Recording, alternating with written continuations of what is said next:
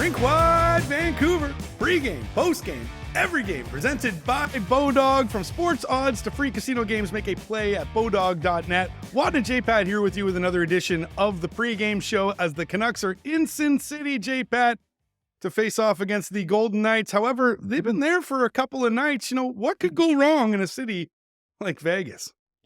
I love the game within the game in this one. Vegas coming off a 4-2 loss at home to Seattle last night, so it's back-to-back for the Golden Knights, but they're not happy. They're going to be fired up. And then you got the Canucks, who have been chilling in Vegas. They had a team golf outing on Thursday, a big team dinner. So there's been some bonding going on. Back to work at practice on Friday, and now it's game time. And so you saw what Vegas was able to do to the Canucks in the third period on Monday night at Rogers Arena. That still has to be fresh in the Canucks' mind. But since then, of course, the Canucks were pretty good. Actually, they were better than pretty good. Let's give them credit. They were good in Denver on Wednesday night, so they're coming off a victory over the defending Stanley Cup champs, but this one's not going to be easy tonight. You do wonder about a couple of days sitting around on that Vegas Strip. All right, let's get to the lineup change now, presented by Delaney's OK Tire on Fraser Highway in Langley. Not a whole lot of changes here, JPat, but surprise, surprise, look who's going to get the start in goal. And this is significant because this is the first time all season that Spencer Martin is getting back-to-back starts. We know the job that he's done. We know his record at 5-1-1, but they've all been one-offs until this point, and this tells you that Bruce Boudreau's still coaching for his job on a nightly basis. He's going with the guy that has the hot hand. Now, Dr. Demko likely to get the start tomorrow in San Jose as they play back-to-back to finish up the weekend here, but it's all about tonight against the Golden Knights, and it was Demko who gave up the 5 to Vegas on Monday, so I like this call. I think it's the right one. You've got a goaltender who's in a good frame of mind, and you're throwing Vegas a slightly different wrinkle, a goaltender that they don't know a whole lot about, they haven't seen, and so why not try to use that element of surprise to your advantage? And so we know that Spencer Martin delivers for the Vancouver Canucks. We'll see if he can get the job done at T-Mobile tonight.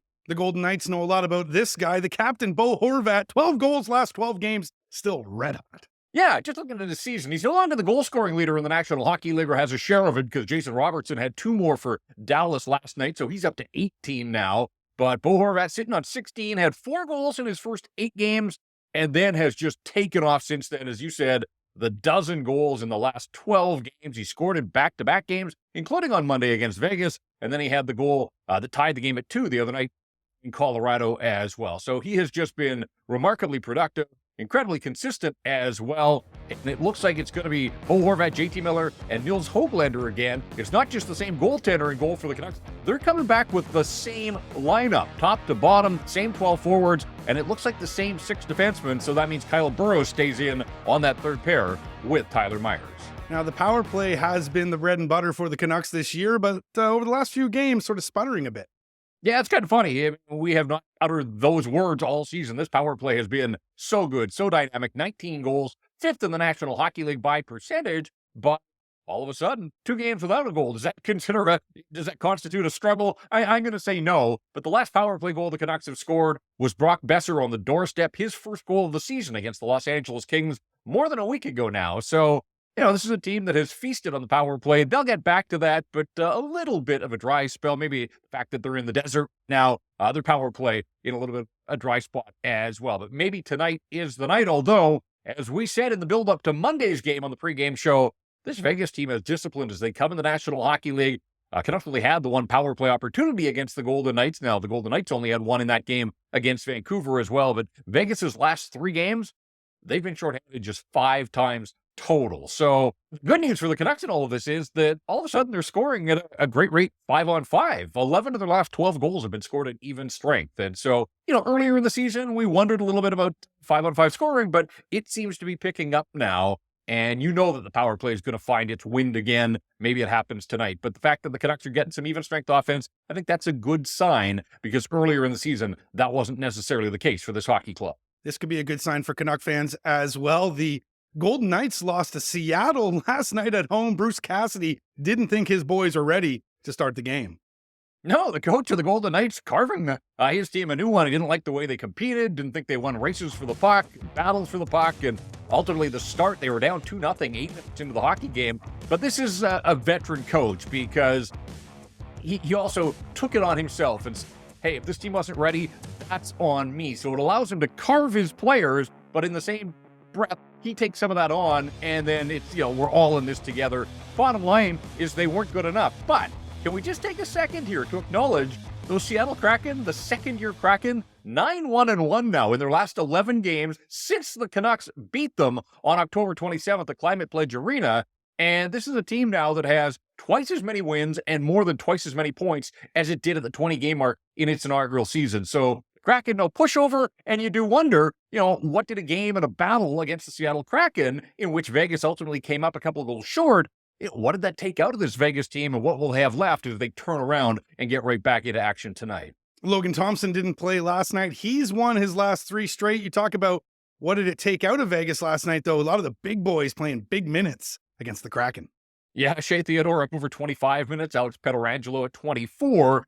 And of course, when they're down in the third period and pushing, you would expect that they would lean on their top guys, Jack Eichel and Mark Stone. They both played over 21 minutes last night and remarkably quiet. Theodore had a couple of assists, but otherwise, those other guys that I just mentioned, particularly the forwards, not a whole lot happening for either of Vegas's top 2 lines. The Eichel line that was so good, so dynamic against the Canucks earlier in the week, but also that second line, the misfits, Marchessault, Carlson, and Riley Smith, they were held in check as well last night. Doesn't happen often. Credit to the Seattle Kraken. Can the Canucks keep those top players on this Vegas team down again for a second straight night? My Bodog best bets have been held in check as of recent. I need a win, JPat, so I'm going to go with one I think is maybe a little easy for me to get tonight. I've got Elias Pettersson over 2.5 shots. Got to put a little juice down on this one to make some money at -130, but JPat, I need a win. This seems like a given. Well, I like so much of what I've seen from Elias Pettersson through the first 20 games and sitting on his 10 goals.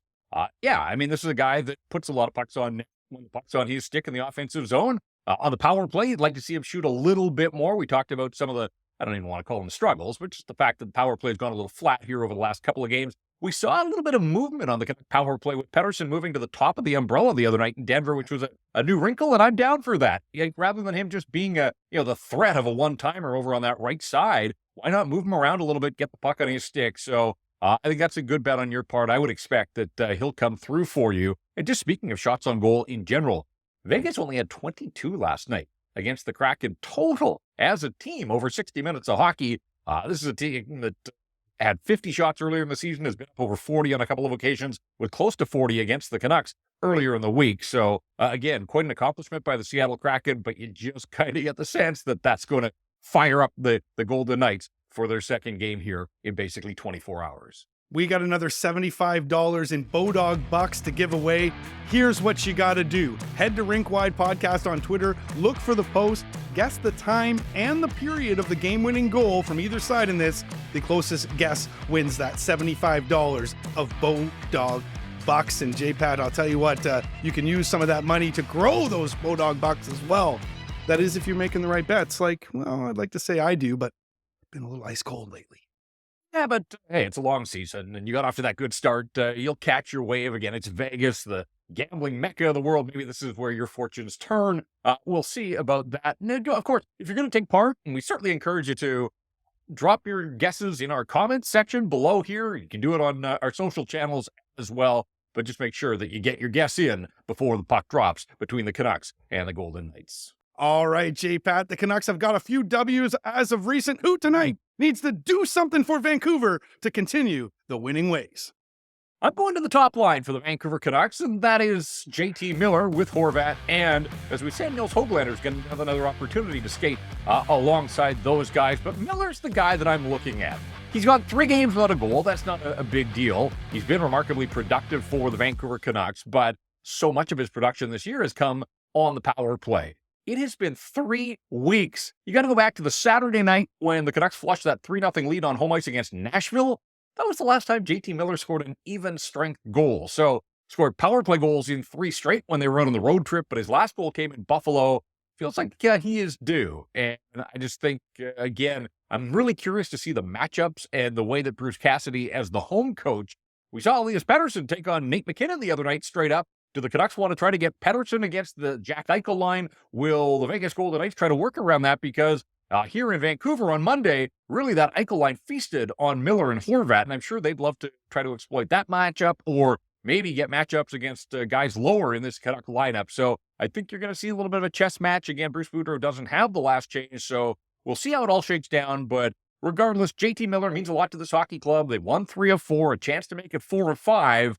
And again, it's the middle game of a 3-game road trip. They're going to be busy here all weekend, so they'd love to get a little momentum or keep the momentum going as they head for the Bay Area on Sunday. But tonight, it's all about the bright lights, the Vegas Strip, and we'll see if JT Miller can help tear a strip off the Vegas Golden Knights. He's my do-something guy for the Vancouver Canucks tonight. All right, let's see if the Canucks can start a winning streak here in the Sin City. And of course, as you mentioned, headed to the Bay Area tomorrow. They could have 3 in a row after this weekend, JPat. Don't want to get too far ahead of ourselves. We'll face the Golden Knights first. This has been another edition of the Rink Wide Vancouver podcast presented by Bodog. For Jeff Patterson, I'm Andrew Wadden. Remember, Rink Wide is the show that always scores.